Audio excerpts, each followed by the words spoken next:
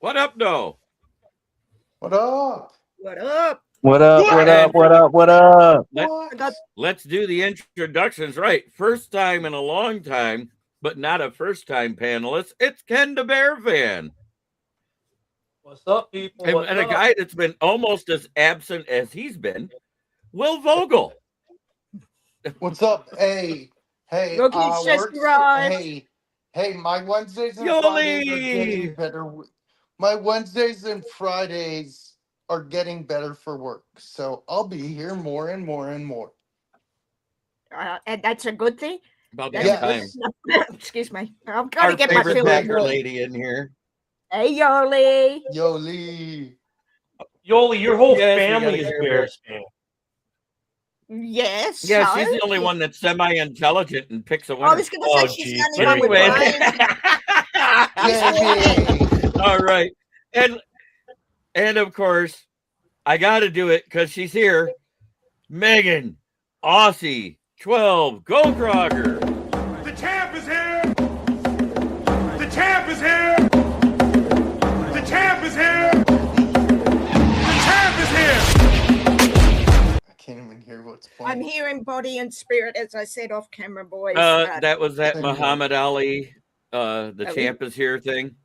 When he walked in for the Thrilla in Manila. Yep. Chicken Nugget is in the house. How you doing, Chicken? What's up? What's up? I'm feeling good, feeling great. How are you? One pride. It is that time, baby. Football season is upon us, man. Get your cleats ready, get your pads ready, get your jersey ready. Oh, and by the way, if you're in the kitchen, go grab that popcorn and get that ready too, because it's about to be a lot of action, baby. Yeah. But you're chicken nugget, not popcorn. Oh, it could be popcorn chicken, by the way. Hey, I like that. Well played. Attaboy. And of course, we got Nick Burton in the chat as well. I'm quite sure MDE will pop in eventually, but that's only if his wife didn't come home from her 2-week trip of driving back from LA to Tennessee in an RV. Dang, speak of the devil. There he is. Speak of the devil. Hey, MDE. MDE was good, baby. What up, MD? Yep, and Megan made sure she told everybody, morning's good. It's morning here in Australia. Yeah, that's right. It's the evening for us, but they are 12 hours ahead of us. For them, it's Thursday already. It's Thursday already, yes, and I'll be very glad when this week's over. We got the one, the only Jamie Forehead Malloy, also known as DJ Dog Tags on X, the unbiased journalist. Jamie. Hey, Jamie, I got another nickname for you, and it's a compliment. Nikola Jokic's twin. Oh, just like your Daniel Jones' illegitimate brother. I was going to say, I'm not sure he should be more insulted by that comment. I'm just saying. He should be flattered. Yes, of course. Love you, Jamie, my fellow Yankee fan. Excuse me, I'm a Yankees fan. And you too, I forgot. I'm tired. Around the horn, we'll start with Jamie and work our way backwards. How was your week, Jamie? It was great. I did a show with Joe last night, Joe Dalio. We did our next episode of the Subway Conversation Chat, and we're gonna be doing one next week too. So Nice. Oh, nice. And then I went on Open Sports Mike, and it was good to see the one and only Ken the Bear fan on there last night. Good to see you last night. Good to see you now too, brother. It's awesome. Yeah, I made it in Awesome. late last night. I missed you guys. You were both off by the time I hopped in there because I had to do Inside the Pigskin, and I don't know if that's going to be an hour show or 2 hours of show. But we did have a gentleman that was a former assistant coach of the Toledo Rockets as a guest. So that was kind of cool. Ooh, that is cool. There's only one NFL player I could think of that went to Toledo is Deontay Johnson. MVD, I love you, man. Dude, to have this group blessed by addition of Ken, I feel as though I should pay an entry fee. This is Hall of Fame quality, even if Will is covering up the granny pennies and Jamie doesn't show his forehead now. I didn't think, hey, hang on. To that point, I didn't think Will was that wide across the shoulders to cover all of the granny I'm a pennies. tall guy. I mean, he's big, but I didn't think that big. I'm I'm 6 just. foot. I'm The 6 only foot. Ken that shows up less than Ken the Bear fan is this guy. Kitty Ken. I was gonna go there, but didn't. You know I'm right. Oh, thank you. Oh, Aww. oh, flattery will get That- you everywhere, young man. I do like some Tiffany. This ring is based on a Tiffany's ring. I carved it myself, but this is based on one of my favorite pieces from Tiffany's. So, Chicken Nugget, how was your week? Hey, my week was good. Just getting back on track with content. I just dropped a 2-for-1 on the Lions Cook Up with Chicken Nugget King, episode 4 and 5, talking about the Carolina Panthers, an opponent that we're going up against, and talked about week 7 playing against the Green Bay Packers at home at Ford Field. That's just something that I put in my mind and got straight down to and made sure I got to get the work ethic to keep on grinding and going. So yeah, my week was great. Brother. Amen, Man, I brother. should have had you go after Ken the Bear fan because that would have been a great segue into our first 2 topics. But anyways, Megan. the week from hell and another week from hell coming up. Had funerals every day this week, and as I said, the only 4 days I don't get funerals are both weekends. But played my first Lorcana, which is a Disney card game tournament on last Sunday. Got 3rd, would have won the dang lot of it. Except had a couple of anxiety attacks and needed to take a break. So really happy with that. So yeah.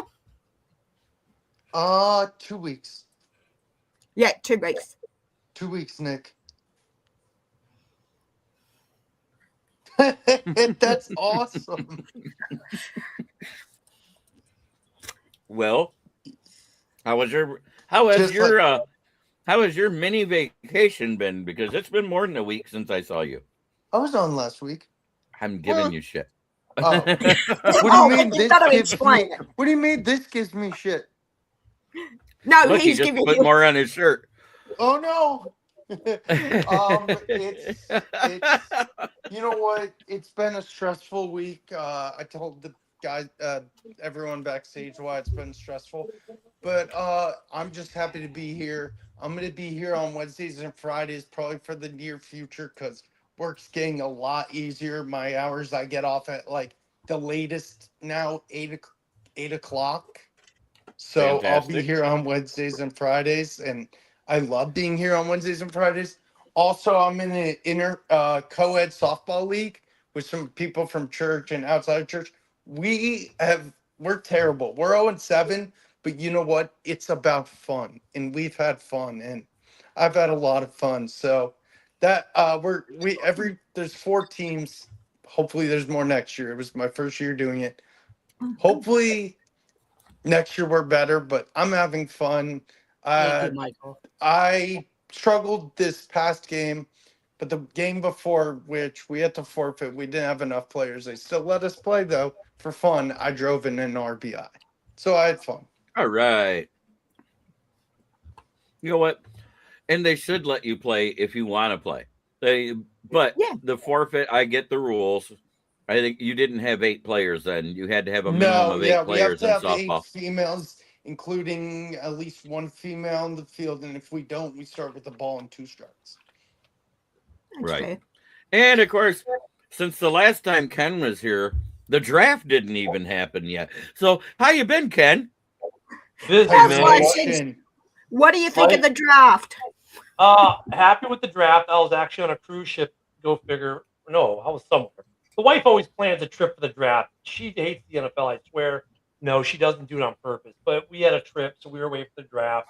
We've had some trips. We've had some family stuff. I finally, after 8 months, last week, got my X account back. It took 8 months of fighting X to get it back. So at Ken the Bear Fan is finally back. Talking Sports is back in the back room as the backup again. And then go figure, this Saturday, Bears Twitter up and deleted. So now we have a new. So now, like, okay, great. Now what? Now I got Chicago Bears X, which we just started. We're already over 500 members. Rebuilding that community on X. So it's been busy, man. It's been going here, going there, family stuff, fighting with X to get the account back. Then Bears Twitter goes away. Starting Bears X. The World Cup, of course, was going on, so I was busy with that. It's been nuts. It's been crazy, but I'm happy to be back. Get back to some football. Perfect. All right. That being said, let's get into topic number 1 tonight. Oh, these 2 topics, I was like, JV, of course you had. Ugh. I hate this news. Taylor Moton, blood clot diagnosis. He's the right tackle, correct? I believe so. And I'm a Panther fan. I should know this crap. Right tackle Taylor Moton has been placed on the reserve NFI list after doctors discovered a blood clot in his lung. The team says he's responding well to treatment, but he'll miss the start of camp and likely part of preseason. His absence forces a major O-line adjustment as Carolina reshuffles protection. Mm-hmm. Yeah. So how big of a loss is this for Bryce Young's early season rhythm? Ken, what do you think? Anytime you're well, the good thing is he's got camp. So, you've got camp to work in a replacement. So there's that. It's better than if the injury happens with, say, week 3 or week 4. So they've got, a month of working together at camp. Mm-hmm. So will there be an effect? Well, yeah, you're going to have a lesser quality player there. But rhythm-wise, depends on how much of a lesser quality player he is. I think he gets a full month to back up. The next guy up gets a full month to work it in. So they'll be able to account for it. So I think it hurts it a lot less now than if it happened during the season. And you may see no drop-off. Well, the NFI is considered technically the PUP list, correct? Because it's a non-football injury and it puts them on the PUP list, not the injured reserve, if I remember right. Yeah, there's different rules that go along with that. So with the new NFL PUP list rules, that means he could be activated to practice as soon as week 2 if he's on the PUP list at the end of the preseason. Well, yes, but activated to practice, not to play. He's able to be activated to practice. But remember, with the preseason, they can take him off the NFI at any point during camp, and he can return. Right. That's the only. But they're saying he might be through the preseason injured. Right. Yeah. That's what I was getting at. So yeah, it converts. That means it'll be. That means before he could be able to take participation in team events, because of it being NFI/PUP list, it would be week 2 at the earliest if he's on there when they do the cut day. Yes, because it converts from NFI to actual PUP. Right. Will, how do you feel about this subject?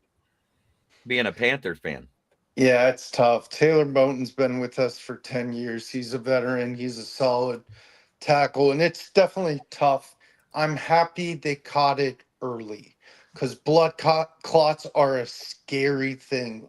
We know the whole story with Chris Bosh in the NBA, and that was scary. And blood clots are no joke. Like I said, I'm happy they caught it early because then they can treat it and hopefully get rid of it and get him ready to play football again.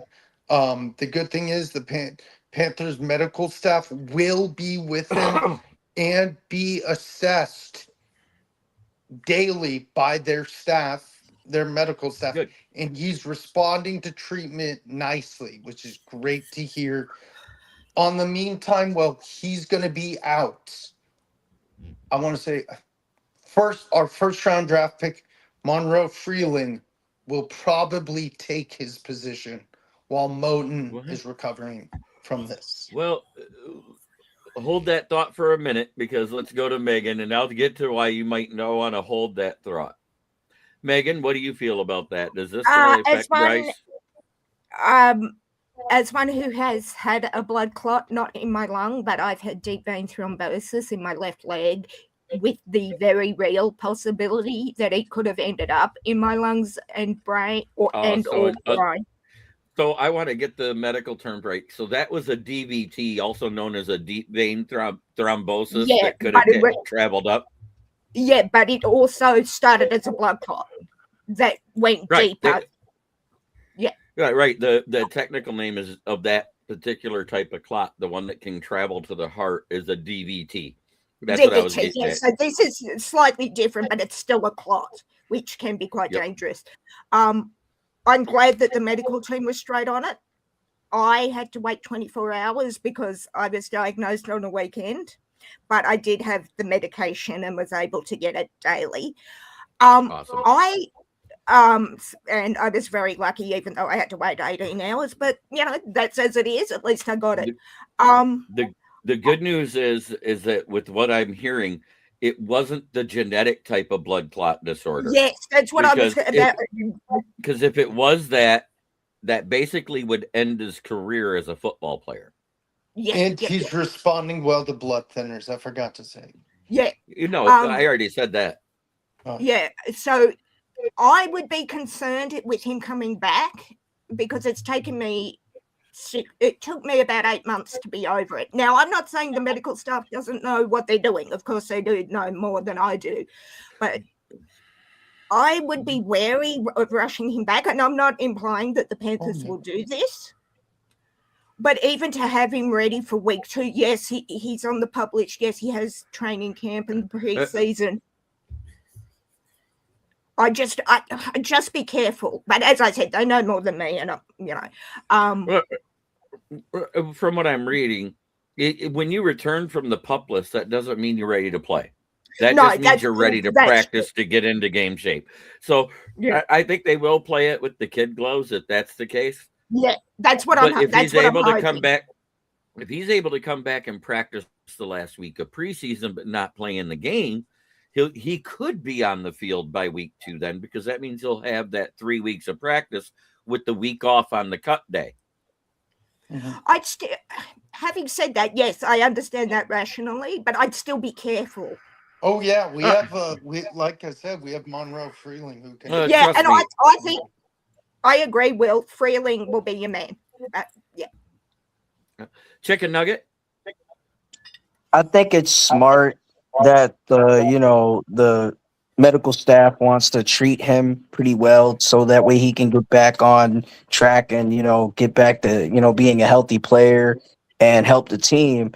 And an injury like that is very tough for a guy like him. And I know it's a plethora of guys that had it. Chris Bosh being a number 1, and a couple others had been through the situation. But other than that, I think he can really tough it out and get back out there, because I know the Carolina Panthers are going to need him, and they're going to have to count on him to get healthy and see if they can compete for the NFC South, So I wanted to say something real quick. Sorry. In his career for his 10 seasons, he started 128, has played out of 145 games. So, yeah, just wanted to point that out.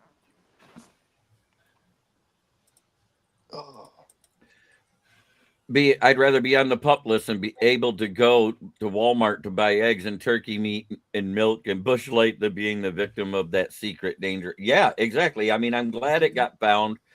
I don't know how they found it. I was going to say, was it a medical check he was having that So, caught it? I have some experience with this, kind of. My wife had a blood clot. Now, she did not know she had blood clots at all. She went to the doctor's office, did a regular doctor's visit for something else. It didn't show. She had a motorcycle accident where some idiot ran her off the road. We're in the emergency room. They're looking at her leg. And by the way, we were supposed to fly to D.C. a couple days later to go take a trip. And they're like, yeah, you might not want to get an airplane because you're not going to get off. Because when they were in the emergency room, giving her a thorough look over, that's when they found the blood clot and took care of it. Tell them, Blood Vinny. clots are weird unless they have a reason to be looking at you that thoroughly. You just go to a regular doctor's visit. They're probably not going to catch it. It's when you go in for something more of an invasive look, if you will, where they're looking at you harder is when they find it.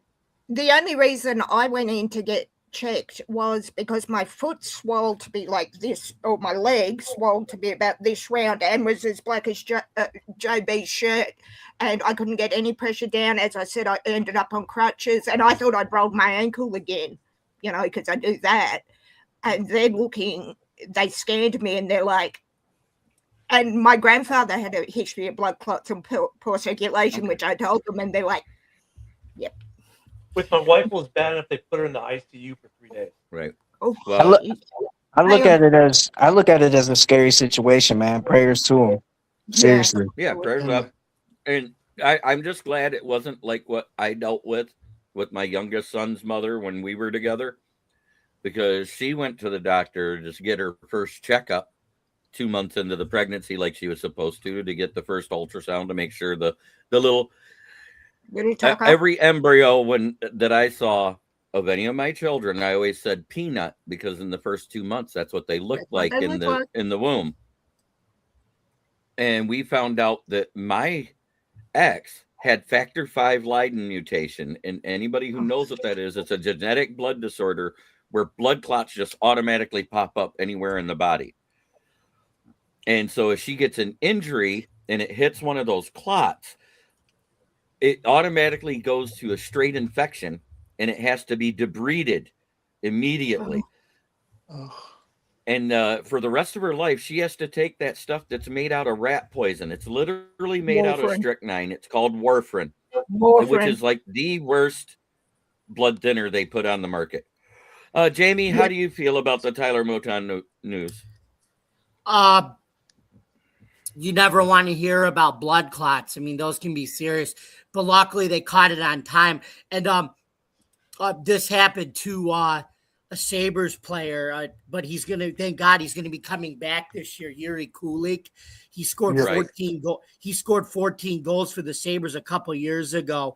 And then this year he had a blood clot. He was out for the whole year, but luckily like I said, they caught his and now I think he's going to be ready to go for this season. But I think, Jeremy, and I understood back when we were talking about the rule changes, why you were advocating, to change the pup rule from 4 to 2, because I personally think with only 3 preseason games, you can't have somebody sit out, I think, for 4 weeks and then be ready to practice week 4. Right.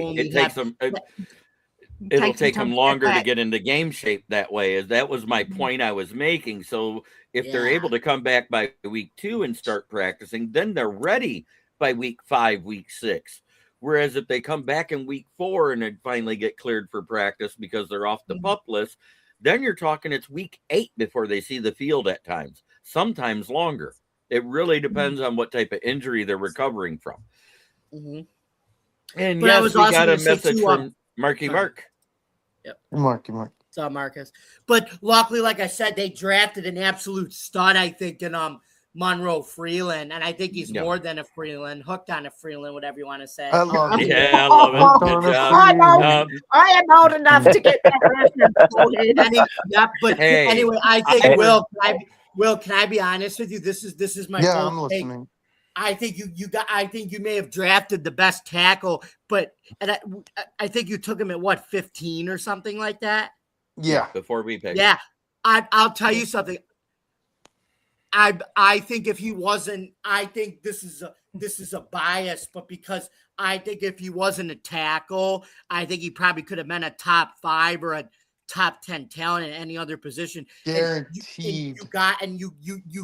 You got that type of talent to get him at 15, and now the good news is he'll be able to get starting reps in training camp and practice, and then until this guy comes off the pup list. So that's a good thing. Luckily, you ended up drafting Freeland now. Were you dead? Yes, I 100%. So I do agree that Monroe Freeling's going to be the starter, but it might not be at the right tackle position. Because remember, he's one of those guys that played both tackle positions in college. He just was right tackle the last 2 years as a starter. And the reason why is the next topic. Because right after that, I'm kidding.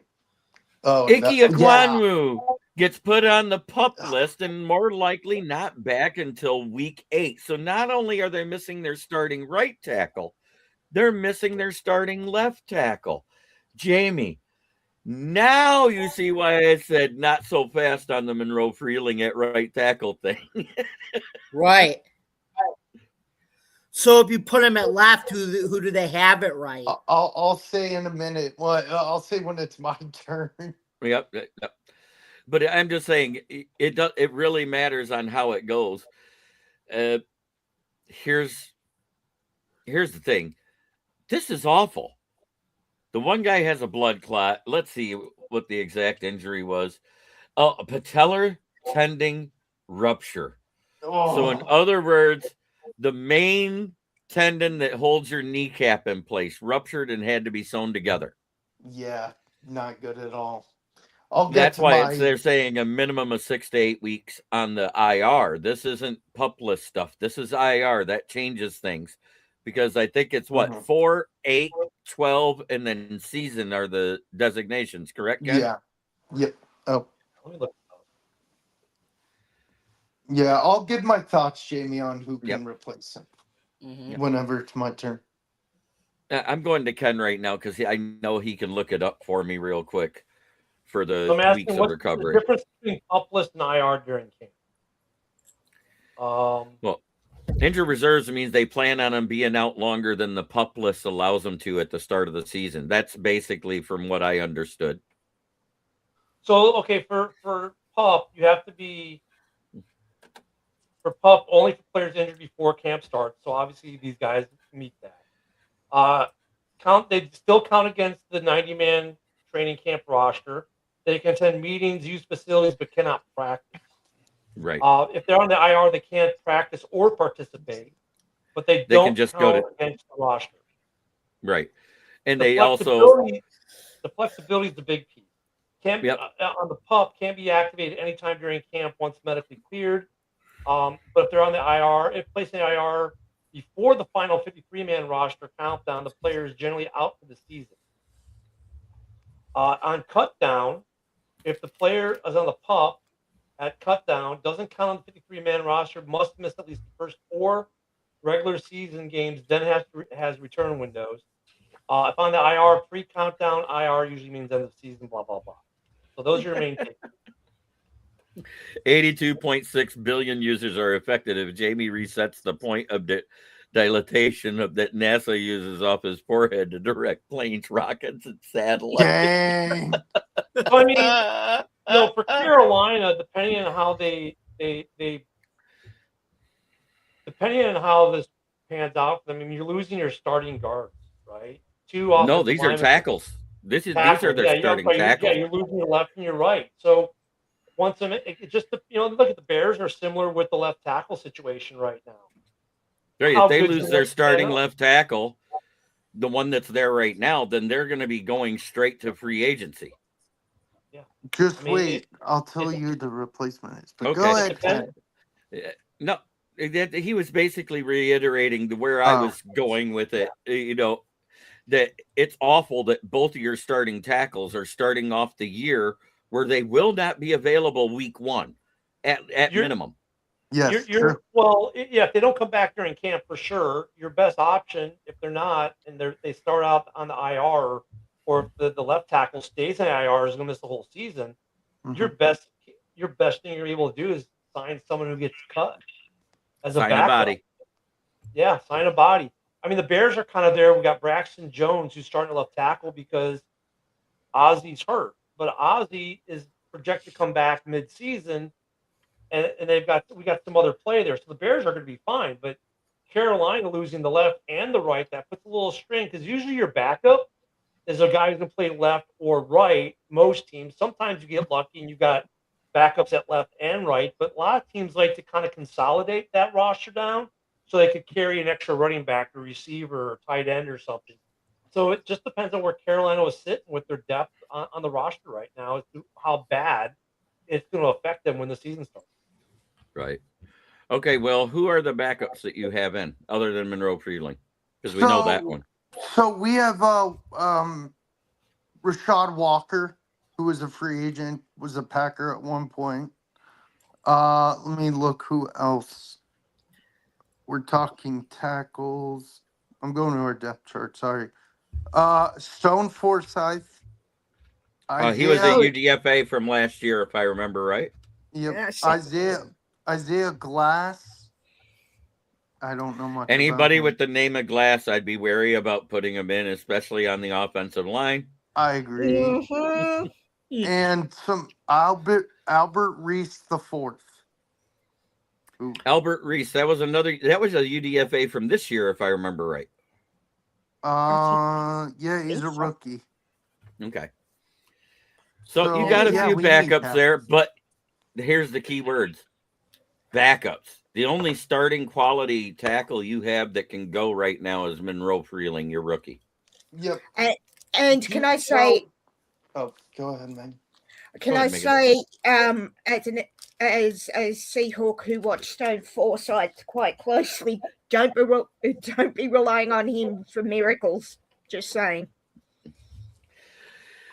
If I remember right, he was better when he was used as like the sixth lineman in the swing tackle position because he doesn't have great footwork, but he moves well. I think I will say about Stone is his parent, regarding his feet, his parents named him well, and leave it there. Okay. So draw your own conclusion. Do you want me to give my thoughts on Ikem, or is it Jamie's? Yeah, go ahead. You can do your thoughts on Ikem. Yeah, it definitely hurts. Losing him for potentially 6-8 weeks is definitely gonna hurt. Our O-line is definitely gonna be poor. But GM Dan Campbell didn't know the timetable for his return, and but he is remaining optimistic for him to return during the regular season. But I'm with JB. I think it's going to be 6 to 8 weeks, and I wouldn't be surprised if Bryce Young, till Ikem Ekwonu is healthy, is going to be one of the most sacked quarterbacks in the league. You know, if I see a comment like that, I got to show it. Oh, That yeah. never gets old. MDE, don't forget Kyle Monangai too, by the way. Sorry. Yeah, Kyle Monangai, but he was what, 7th round pick, right? Seventh round, yeah. Maybe the steal of the draft. I don't know. He was your steal of the draft last season. This season, we'll see how he turns out. But that's all I got about Ikem, JB. Ooh. Ace Boogie comes in and says Super Bowl 61, February 14th, 2027, SoFi Stadium, Inglewood, California. Bears 13, Broncos 50. MVP Jalen Waddle, 12 receptions, 310 reception yards, and 4 touchdowns. That's insane. That's insane. Hey, that is a crazy call. That is a crazy call, man. Ace Boogie, that might have been the hottest take we've seen put in the chat this year. And you know what? We ain't even we didn't even have a single snap yet, and we talking Super Bowl already. Come on. Come on, yo. We talk it on the Lions fan cave chat, but that's another thing because it's a Homer show. Right. Dennis Allen's defense. Remember who Dennis Allen was an assistant was Sean Payton. I'm just saying it's going to be a sweet birthday present for my brother when the Super Bowl or Seahawks win the Super Bowl, because the 14th of February is the day before his birthday. So when the Hawks win again, I'm getting the birthday gift, not him. I don't think the Hawks win again this year. I think it's gonna be tough for them to go back to back. Honestly, what? Not happening. I said what I said, boys. Just what? I'm saying it right now. I think they make the playoffs. I don't see them winning the Super Bowl again. As I said what I said. Mm-hmm. Super Bowl? hey, You're we talking listening. Super We Bowl? listening. but we're talking about these two tackles that have been Yeah, let's get back to injured, Yes. and absolutely. you know, I don't want to go too deep in with it, but I think that when you lose two tackles, whether if it's right or left, it's going to be a struggle for your team. It's going to hold you back, and it's going to lower the momentum. But you got to find some guys that can step up and play, and be neutral to their position and learn on the fly of what they got to do in order to keep Bryce Young afloat and keep their offense afloat, because we already know what they can do when the chips are down. So honestly, they need to just go out there and figure out what their adjustments is, and just want to go out there and get something done. So I do have a crazy stat, and it involves two quarterbacks for teams that are on this panel right now. There has only been two quarterbacks in the last two seasons to throw for over 4,000 yards and over 30 touchdowns in back-to-back seasons. Do you know who those two quarterbacks are? So it's teams are on the panel. Yeah, out of us, yes. Out of us, yeah. Yeah. Two of our quarterbacks. I want to say Sam, but I don't think so. Sam hit 4,034 yards and he 31 did too. touchdowns Okay, last year. my boy Sam. Yeah, I'll take it. He just led the league with 17 interceptions. But anyways, detail. That's because he's a gunslinger. That's going to happen. But do you know who the other one was? Jared Goff. One Mr. Jared Goff with 4,534 yards, 34 touchdowns, and only 7 interceptions. Can't leave JG16 out the fray. He's Definitely like the quarterbacks. I can show you a picture of a quarterback who didn't hit 4,000 yards last year. Go on. Caleb Williams. Considering it's Mr. LGBTQB1.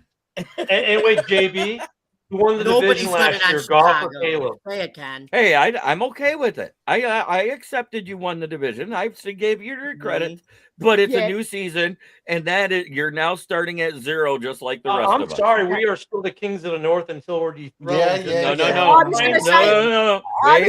Hold on now. You told me when we won it the first time I couldn't call us the kings of the north, so I stopped doing it, and I waited till we won it a second time in a row. You're north until you're dethroned. Like, come on, Ken. Come on, Ken. Hey, yo, Ken, you can't do that. You can't even do that, Ken. You can't do that to us right now. You can't do that right now, Ken. Hang on. You can't. Hang on.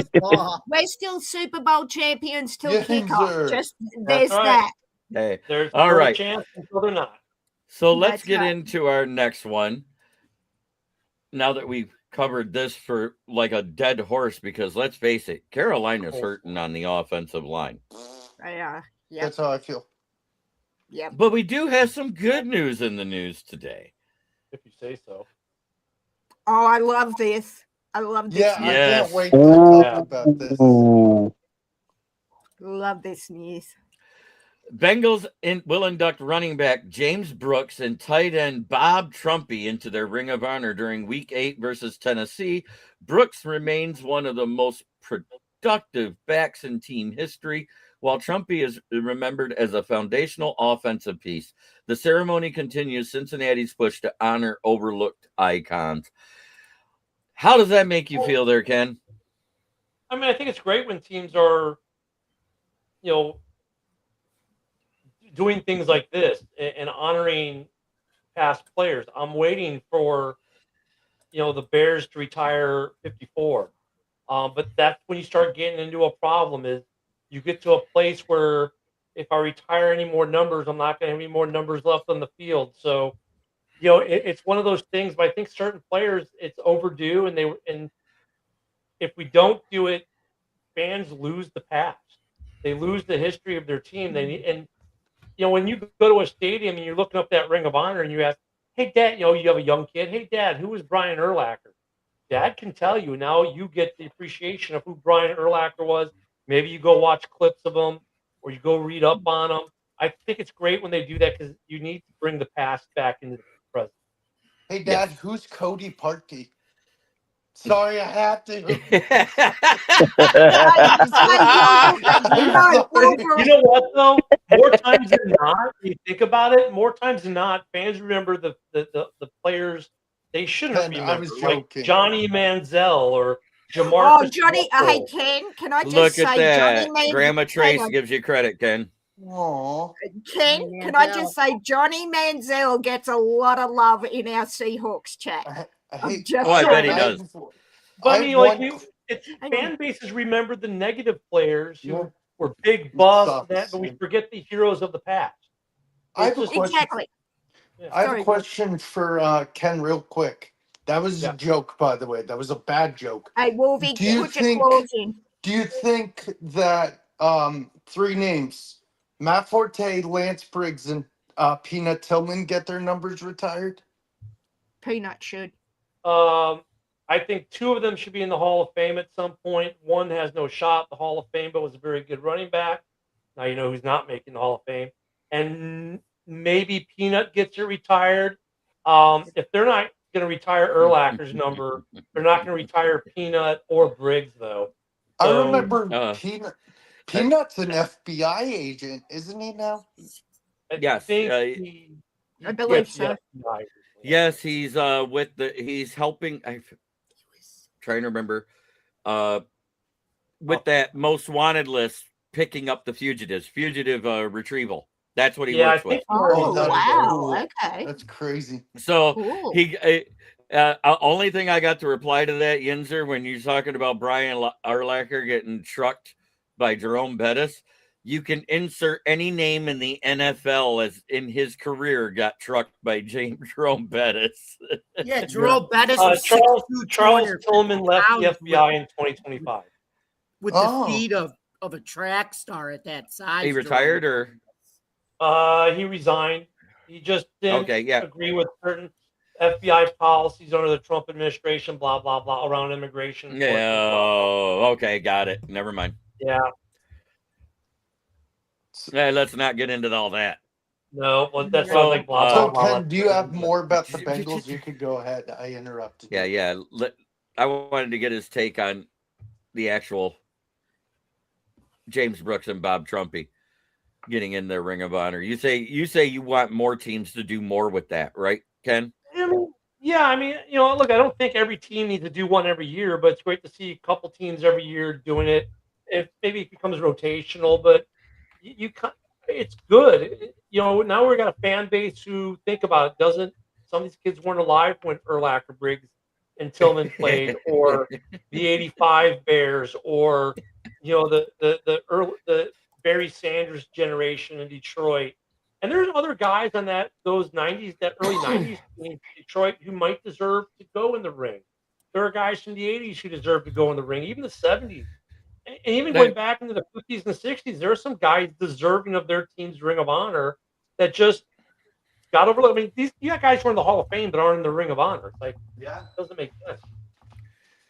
Yeah, and just to let everybody know, Ogre from Revenge of the Nerds was not the first Mad Dog on a football team, because that was a fake football team in the California Bulls on 1st and 10, owned by Delta Burke. But there was the Mad Dog who ended up becoming a World Championship winning coach that was a former linebacker of the Lions and then coached them to 2 of their victories in the 50s. So Mad Dog Joe Schmidt. Oh yeah. Yep. And you know what? Hey, sorry, Jeremy. It's like bring him up. Is Mad Dog in the Lions Ring of Honor? Yes. Yep, he is. More coaches need to be in the Ring of Honor too, and they're not just head coaches. I'm fine with putting assistant coaches, like the coordinators. If you had somebody if you had somebody that trained somebody that was borderline Hall of Fame and a Pro Bowler every year, like a running backs coach. I'm glad. A guy a GM for 30 years or 20 years for a franchise, dude probably belongs in the Ring of Honor for your franchise. I'm just saying. We've got three. So- We've got three coaches in our ring. I know what ring Pete Carroll will not get into, and that's the Ring of Honor with the Raiders. But other than that, Not anytime soon. They're desperate. They've got one space left, and they've exhausted all options. Perhaps even if they exhausted all other options, it would be Chucky. But anyways, Yeah. Will, how do you feel about this? Yeah, good for them. Really good for them. So I looked up these guys before the show because I love doing research. It's one of my favorite things about shows. And Brooks is second in Bengals history in rushing yards. He's a 4-time Pro Bowler, and he helped them make that Super Bowl with quarterback Boomer Esiason. I want to ask. He's second behind Corey Dillon, right? I believe so. I think I read that earlier. Yeah. Okay. Who later had Because I think it was success with Corey Dillon, James Brooks, and then it was the other guy, the Icky Shuffle, Icky Woods. Icky, yeah, the Yes. In that order. Joe Mixon got close, but he left too soon. Get some cold cuts. Get some cold cuts. All right. I had to go there. So hilarious. And then Trumpy was an original Bengal. He spent 10 seasons there. Scored, fun fact, scored the first receiving touchdown in Bengals history because he was an honorary Bengal. He also has most receiving yards, receiving yards, touchdowns, and yards per reception by a Bengals tight end, and he is also a 4-time Pro Bowler. Hey, Nice. and shout out to the Panthers, whose Wall of Honor for a short-lived team is the Ring of Honor is actually last year they inducted, or in 23 they inducted Musha Muhammad and Julius Peppers. And Smith is there. And I think I was at the game they honored Musha Muhammad. To be honest, I have a little Hall of Fame. That was that Vikings game you went to. That was the one. It was versus the Vikings. Are you sure? Yes, it was. That sounds right. Yeah, because you said, we inducted Musha Muhammad to our Ring of Honor. You actually said that when you came in last week. That was that one game when that was the game. when Thielen. That was the same game when Thielen was suiting up for the Panthers. Same game. Yep. I remember All right. I remember it. I remember us talking about it here on the show. Hey, it was one of Megan's first shows with us. It was one of Megan's first shows with us. Yeah, I think it was the first or second, which is why I'm remembering. To wrap up my point, I'm with Ken. I don't think you need to bring in the all-time greats. I think you can do like fan favorites. Like I hope Dan Morgan gets in eventually. I hope that Chris Gamble gets in. I hope D'Angelo Williams, even though he kind of had a bad breakup with the Panthers, gets in. I hope Jonathan Stewart gets in. Hey, Will. What's you up? Just mentioned Dan Morgan. Remind me, who did he work under again? Seattle. Dan Morgan. No, there's how about my team's GM? Oh yeah, basically Brandon we're Beane. He was an assistant for the Bills before he took the Yeah. Carolina job under Beane. You know what's funny is, speaking of that, I remember telling you weeks ago, I think it was like May, I met Sean McDermott. I'll have to send you that picture. So real quick, good night. the Bears have the Good night, highest MD. number. Good night, MD. Go ahead. Sleep go ahead, well, Will. buddy. Good night. Love you, Good brother. night, MD. Salute to you, man. For context, the Bears So- have the highest number of retired jerseys and the highest number of players in their Ring of Honor. They're still Yeah, adding but to Cam the Ring of Newton- Honor, just not retiring players. So Yeah, but I don't- hang on. One thing. You haven't retired it for the fans yet. We have. So can I say something real quick? I think he gets in the Ring of Honor. I don't think he's a Hall of Famer. Cam Newton? Yeah, absolutely not. And we'll get into that next week. We'll talk about all the ESPN firing of their analysts and everything that they're Oh, we doing got lately. fired 'Cause, finally? Good. yeah, Cam Newton, Ryan Clark, Tom Pelissero. There was I 3 love others. Tom. Ryan Love Clark got Yeah, that fired? was the one that shocked me the most out of everybody. Bring And it. then after the initial 6, 2 more got fired today. So they fired a total of 8 broadcasters from But the thing ESPN. about Tom is he won't be out of the job long. Someone will Oh, snap Sarah it. got No. fired. Wow. I think he's gonna get moved to NFL Network is what's gonna end up That's happening. what I Oh, was thinking. guaranteed. Yeah. Sorry. Because it was funny because as quick as NFL Network joined ESPN, they separated themselves. Did you I notice that, noticed Ken? Yeah, I did see that. Yeah. Hey, I you noticed like- that as well. Did you like Clark, JB, or no? No. I wasn't a big fan. I didn't either. He changed over the past 3 years. It was a little slow, but he was. As soon as Cam Newton got there, he became a different person. I agree. Can I? Cam is like RG3, man. Go ahead, Meg. I was going to say, can I say my point on Yeah, that? we're up to you now, anyways. Yeah. I love it. I'm with Ken. I love. And don't get used to me agreeing with you, Ken. It's not going to happen again. I love the history. I love history, particularly of my favorite teams. And I got to see Sean Alexander go into the ring in 22 when I was there. I got to meet him. I sat under the 12s flag when he raised it and he went over and, was high-fiving everyone.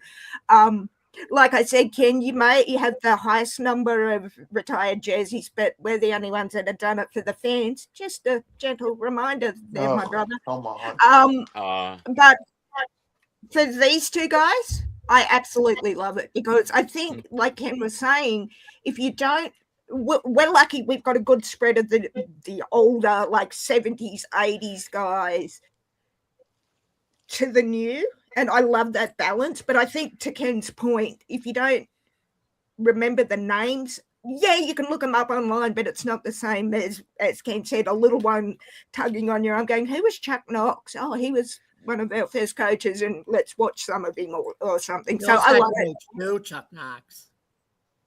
Sorry, Jamie? He was a Bills head coach too. He was for a time, but then, I think in the second or third year he came. Or Mike Holmgren just gone into the ring for us 2 years ago, I think. I love it. The Walrus. The Walrus, yeah. And you don't, I think also you want to acknowledge, like, again, Ken said, yes, your Super Bowl winners coaches go straight in, but like you said, the coordinators that help you get there should also too. Is Matt Hasselbeck in there, or did Al Harris intercept Whoa, guys, too loud. Sorry. No, sorry, Jamie. Matt Hasselbeck, not yet, but he's on the list. As long as Al Harris doesn't intercept it and he doesn't guarantee we want the ball and we're going to score it. Okay. So what I was trying to say, I've lost my thought because I was trying to speak like 10 times and everybody what it was. Sorry, Jamie, but sorry, JB. It's getting loud. I know it was getting loud, and I was like, I just started to say something, then all of a sudden one person, then another person at the same time. That's why it got loud. It was 3 people trying to talk. No, I think I cut you off. So, sorry. Chicken Nugget, what's your take? I find it epic. I love it. Keep it going. It makes their legacy, live longer than, forever and, go all the way from 20 to 30 years. And their impact as players is never going to be forgotten. So I like it. And big ups to the Bengals for doing that. I like it. Jamie? Yeah, I think it was long overdue. Trumpy got in. Like I said, tight ends I think are just they're something else. I mean, I know like quarterbacks and wide receivers get paid all the money and they make all the noise, but the tight ends, like I said, nowadays have become so valuable that they get paid, pretty good money, but a lot of tight ends are just usually, humble, great guys. They don't usually, make a lot of noise like the receivers do. But anyway, Trumpy, like I said, he was a pretty good tight end back in his day. And he was also a good announcer too for NBC with Dick Enberg, because he did the two Super Bowl. Him and Enberg did the 2 Super Bowls that featured the Cowboys and the Bills on NBC. Oh, that's what it was. Now that you mentioned announcers, that's where I was going. I still remember it wasn't the Masters, but it was one of the mid-major type of golf events when the golfer that was nicknamed the Walrus did his debut, and Mike Holmgren had already been a good coach with the Packers, and they actually said, "What is that? Mike Holmgren taking the tee?" I love Cuddly Mike, as we call him. He is the size of a walrus. And What was that guy's name? Hello, Grandma Chase. Hired by the Packers, but anyway, I just had to mention that because I thought it was funny. Yes. Hang on. Whenever I think of golf regularly, and then I think of the Robin Williams skit immediately. Yes. I was going to say. I got a game for you. Yes, I love it. I was going to say, I do know Mike Holmgren and Steve Largent play golf whenever Steve Largent's in Seattle. Just saying to that point, Joey. I always think we're going to take a crooked little stick and we're going to whack a ball. You're doing both the hole. I always think Holmgren and Andy Reid could pass as brothers. Or at the very least. And then we're going to put a pretty little... We're going to put a pretty little flag for you to aim for. Not for you to have hope. To take it all away. We're going to put sandboxes. We're going to put sandboxes and water all around this little flag. How many holes are we going to have? 1? 18 of them. 18. I love it. Oh my God. God rest in peace, Robin Williams. You genius. JB reminds me of Robin Williams with his humor. Oh, we need to do an after dark show so I can show you my humor before you go. My humor's dark. That's okay. I'm not going to do that. Mine is very. Hey, when your own mother calls you brutally sarcastic, you get the idea. I do have to say, the only semi-dramatic role before Robin Williams became superstardom was The World According to Garp in his early movies. Oh my gosh, I love that movie. I love that movie. Love that movie. And then you notice the change in how his comedy, once he hit his superstardom, he wasn't as twitchy, edgy. What? And that was when he broke his addiction with cocaine. Thank you. Yeah, I'll disagree with that because I saw him live in Kuwait, and compared to an evening at the Met when he was at Kuwait, he was calm. No, he was not calm at all when we saw him in Kuwait.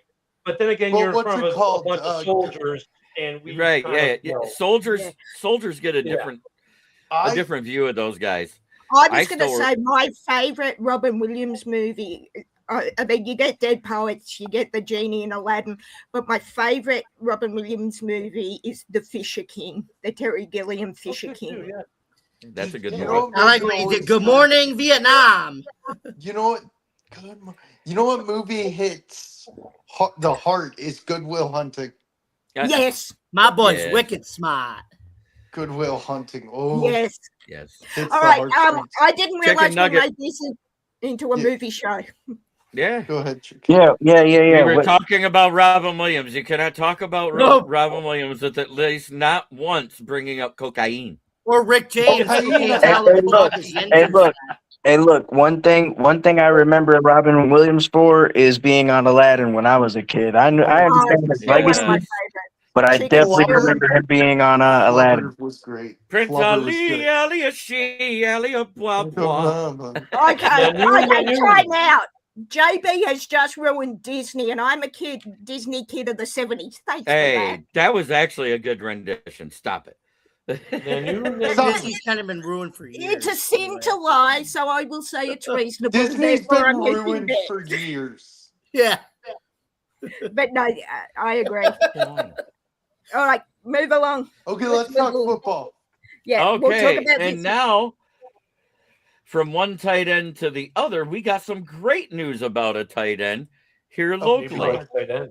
I thought of the joke. Sam I LaPorta. was hang on. Sam I was going with Sam- a Robin Williams joke about tight ends, but I'm not. Oh, when I yeah, really- the Oh Wide no, I receiver. remember that wasn't Robin Williams that told it first. That was Bob Nelson in the 9th annual Young Comedian Show, and I'll tell that joke here in a minute. Oh, okay. But Oh, this, I'm so But glad. anyways, Sam LaPorta, after having it was a minor back surgery. It was nowhere near what everybody made it out to be. It was not a spinal fusion. It was the removal of excess fluid on the spine. He has been cleared to fully participate in training camp today. Actually, started last night. It was made official as of this morning. Nice. How long ago was it that he had the surgery, JB? It was midway through last season when he went out. I think it was week 7, and the surgery Yeah. happened around week 10. Yeah, I thought it was last year. Yeah. After So after undergoing surgery for a herniated disc last season, Sam LaPorta has been fully cleared of all football activity. Detroit expects him to resume his role as a top-tier receiving threat in Drew Petzing's offense. His return restabilizes the Lions' passing game and restores continuity for Jared Goff, who had a ton of rapport with Sam LaPorta going in. I mean, face it, 8 games in, he had 4 touchdowns on the season already when he got hurt. So is LaPorta primed for that jump from Pro Bowl to All-Pro this season if he's fully healthy? Ken, I'm going to start with you. That's a tough tight end market, man.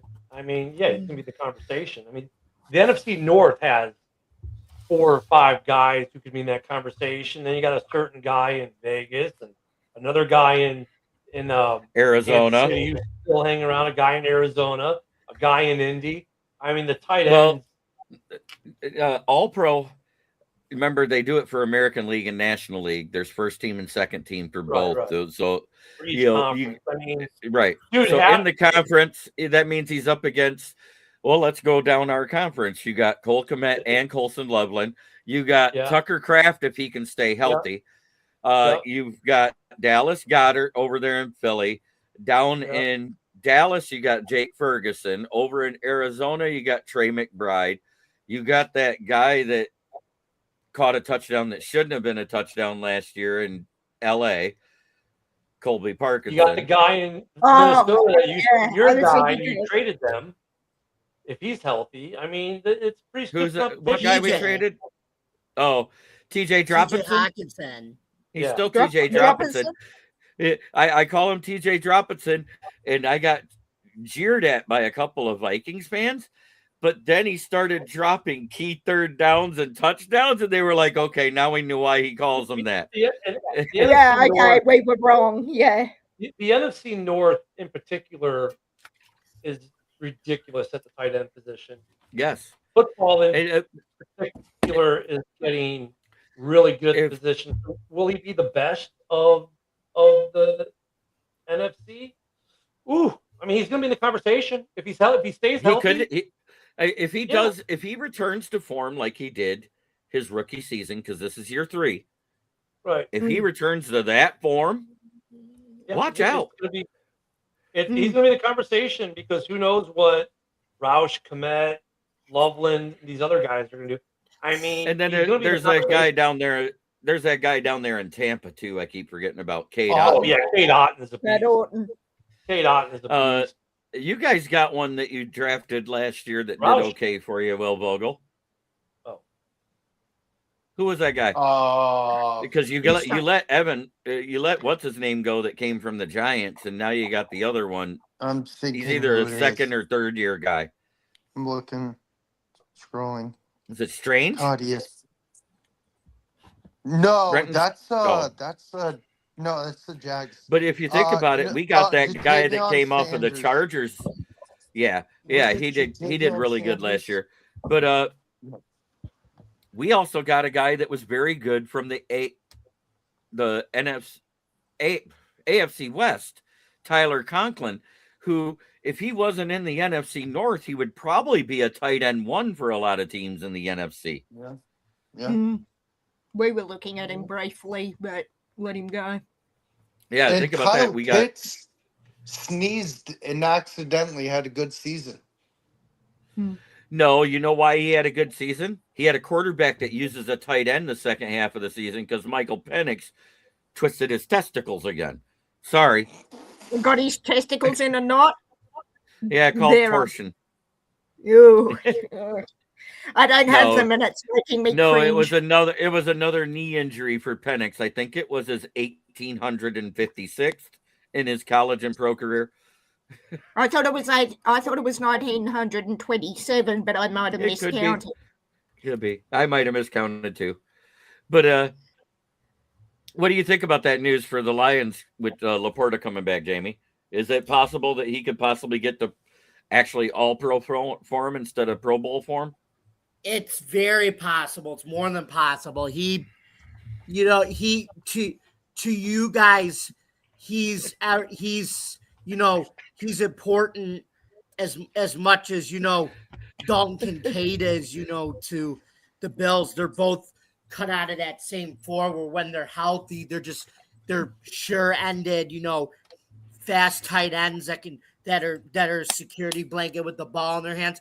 But they've also learned, how to get bigger and stronger, and how to learn how to block in 12 and 13 personnel and the heavy sets, because in college, you don't see a lot of that. You only see like 1 or 2 tight end sets. But when you get to the NFL, obviously the physicality racks up with the 12 and 13. You got to know how to be able to deal with that besides just catching the ball too.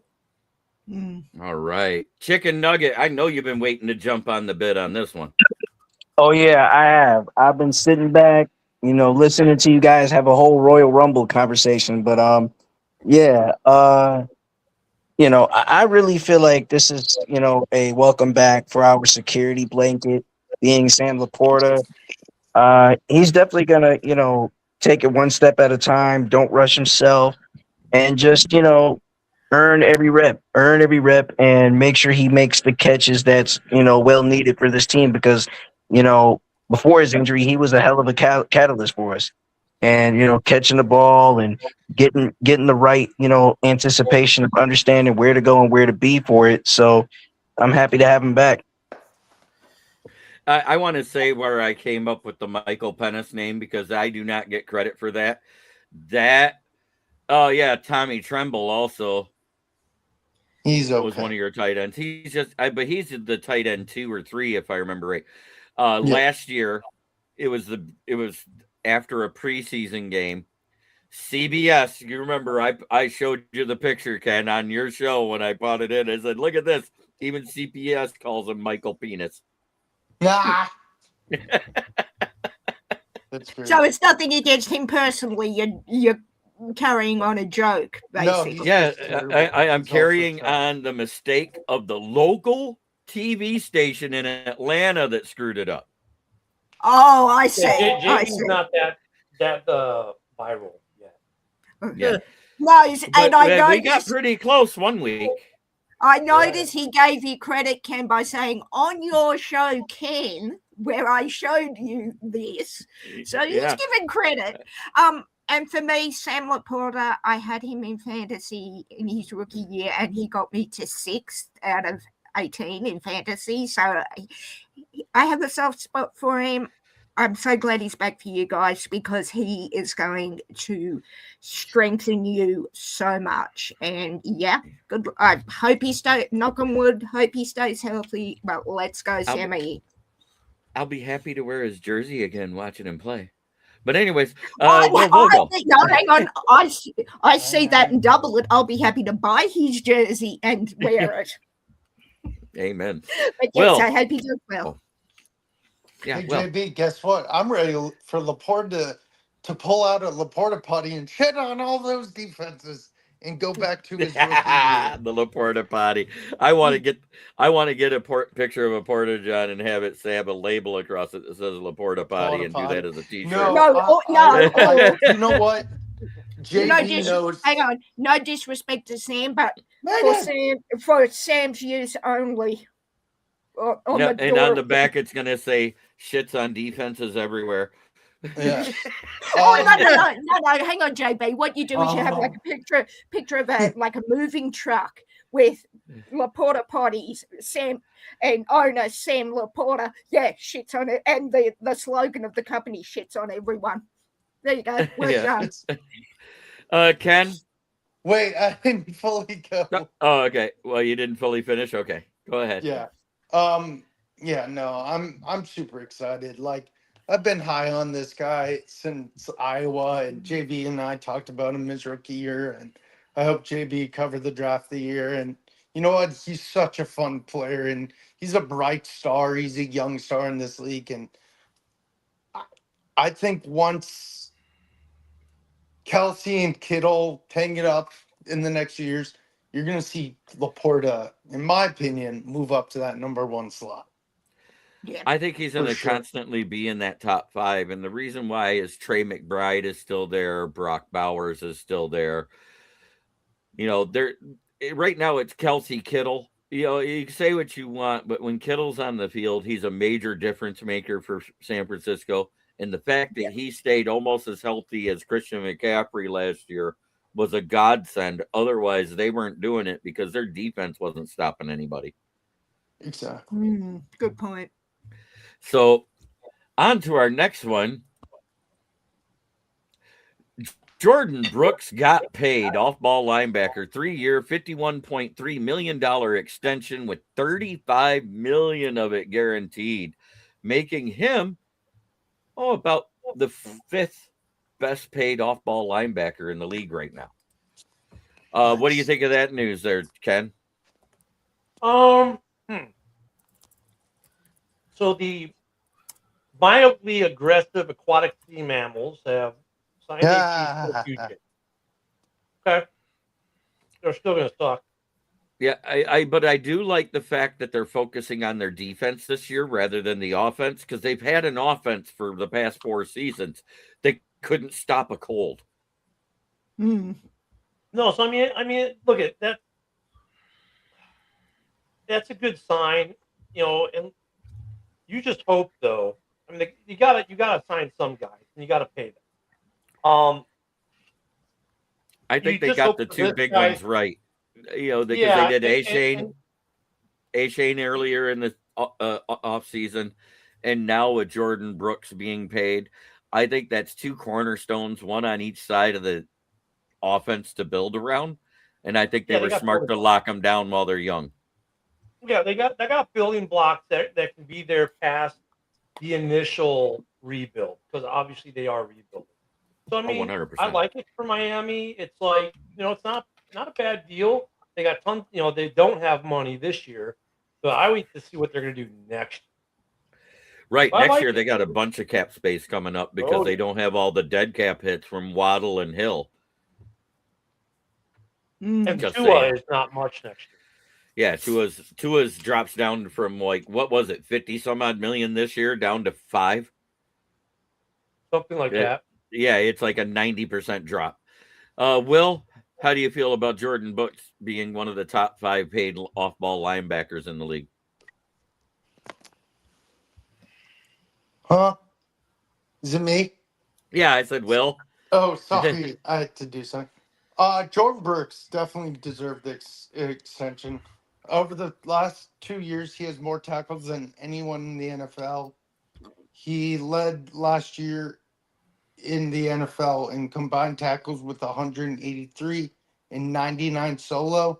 He was a first-time All-Pro, first time in his career last year, and he was the team captain last year. So definitely well-deserving.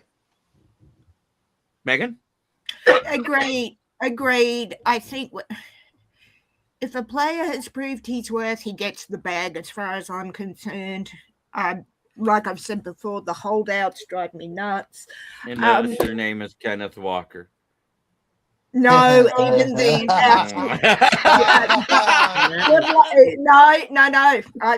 I had to do it. I'm sorry. But you're wrong. Ding, ding, ding. I actually called K9 walking 2 days after the Super Bowl. I know. I said it too. I said it with you on that next roundtable talk we did.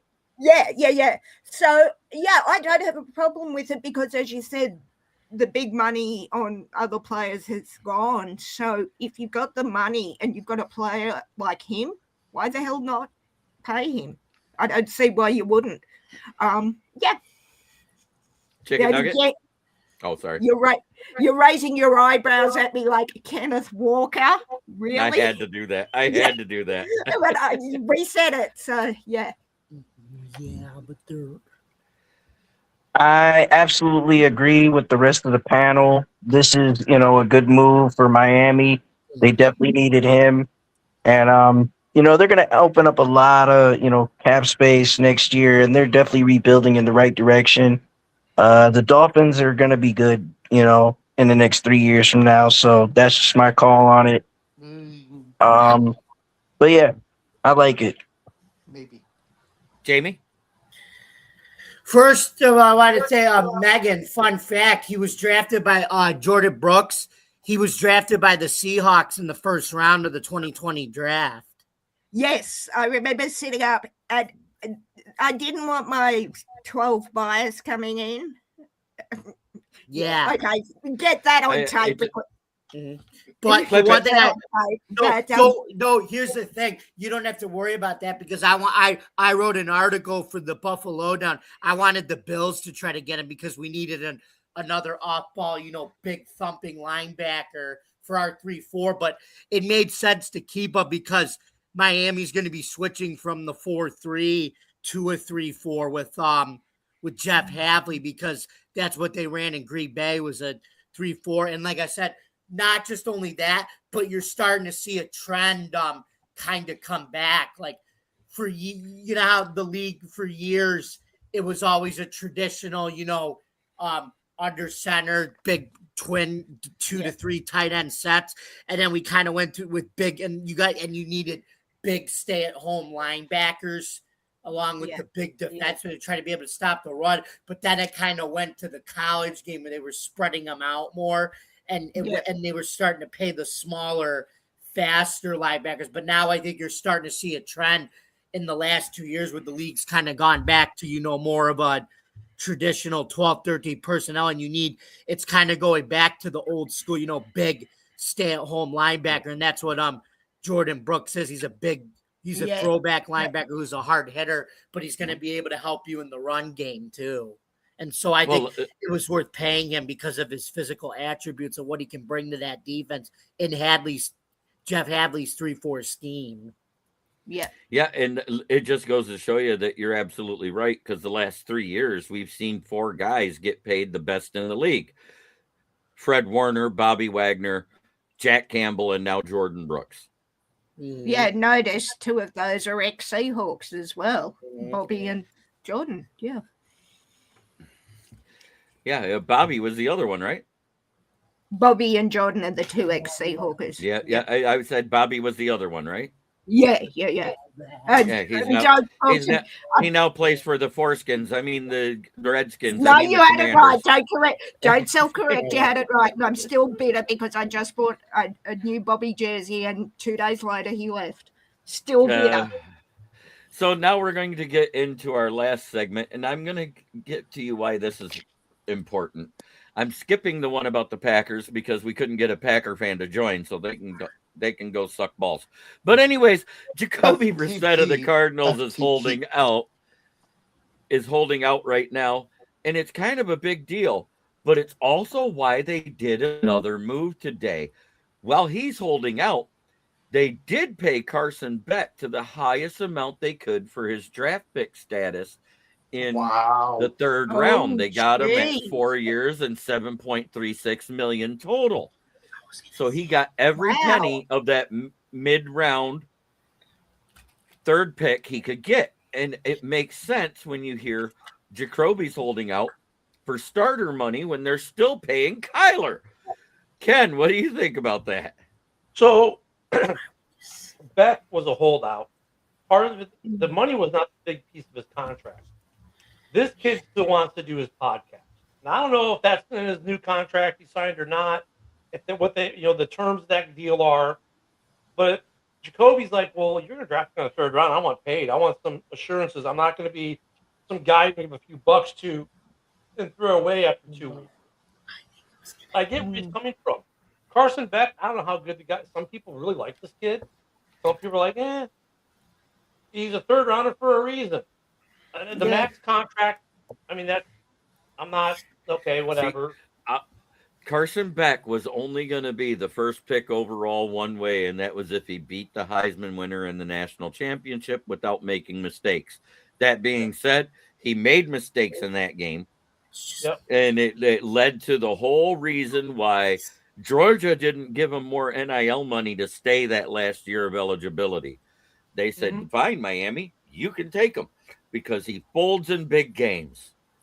So we'll see. I mean, Brissett is using everything JB just said as leverage.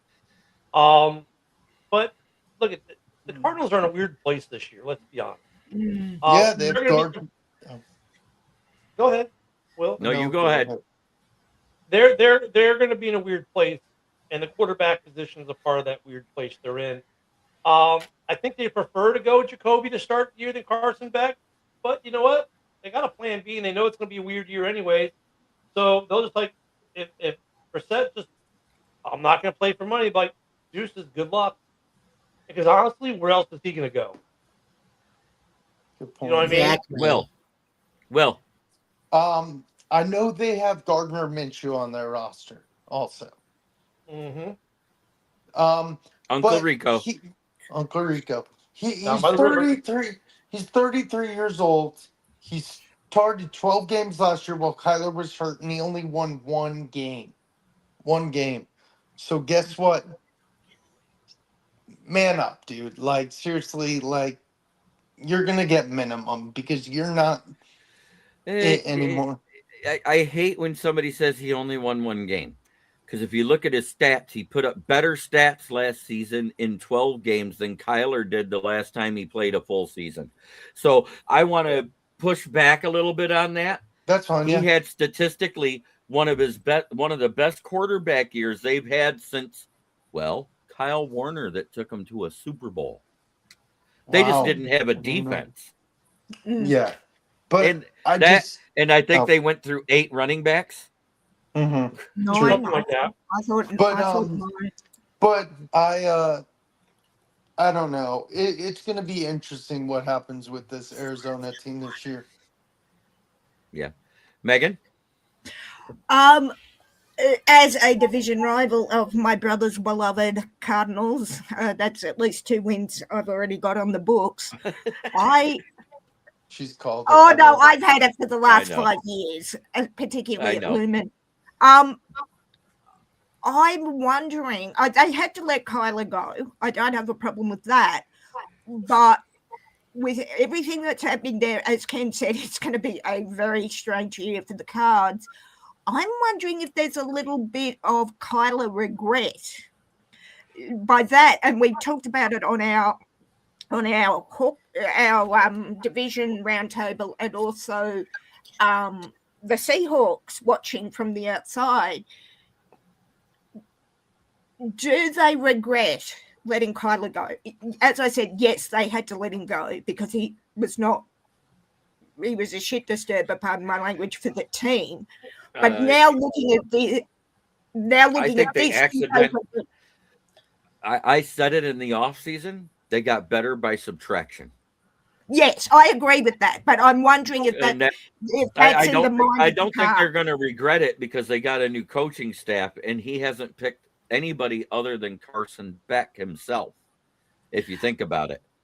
And I think it's going to be interesting that Beck is the unknown for me for them.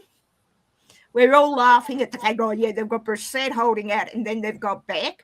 But as their rival in their division, I am very interested to see how Beck goes, whatever happens. But in the back of our mind, watching, we're just wondering. And there may not be any regret, like you said. But that's I'll tell you what I saw out of Carson Beck in that national championship. He gets frustrated at the wrong moments. It's not even when he's under pressure.